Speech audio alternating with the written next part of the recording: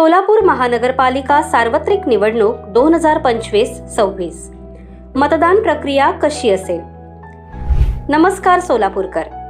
येत्या 15 जानेवारी 2026 रोजी सोलापूर महानगरपालिकेचे भवितव्य ठरवणारा दिवस आहे. यावेळी मतदान प्रक्रिया थोडी वेगळी आणि महत्त्वाची आहे. जाणून घेऊया यंदा मतदान कसे करायचे.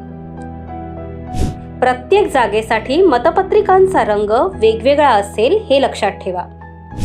अ जागेसाठी पांढरा रंग, ब जागेसाठी फिका गुलाबी रंग, क जागेसाठी फिका पिवळा रंग, ड जागेसाठी फिका निळा रंग असणार आहे. प्रभाग क्रमांक 1 ते 24 करिता तुम्ही पहिल्या, दुसऱ्या, तिसऱ्या जागेसाठी बटन दाबाल तेव्हा उमेदवाराच्या नावासमोरील असलेली लाल लाईट लागेल, पण बीप असा आवाज येणार नाही. मात्र शेवटच्या चौथ्या जागेकरिता बटन दाबाल तेव्हा दीर्घ असा बीप आवाज येईल.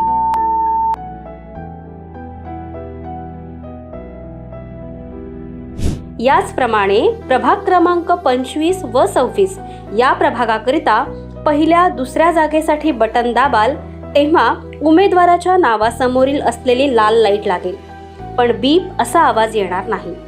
मात्र शेवटच्या तिसऱ्या जागेकरिता बटन दाबाल तेव्हा दीर्घ असा बीप आवाज येईल.